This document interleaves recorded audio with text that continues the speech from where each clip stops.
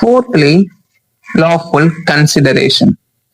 கன்சிடரேஷன்னா ப்ராமிஸ்க்கு கொடுக்கிற விலைதான்.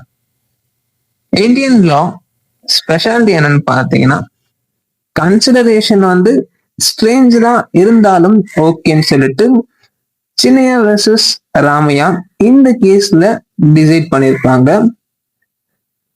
Past கன்சிடரேஷனும் valid தான்.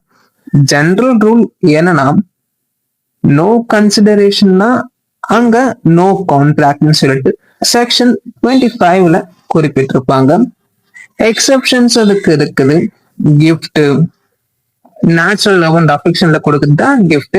தென் help பண்றது, அதாவது past voluntary service, then time barred டெப்ட். Fifthly, lawful object.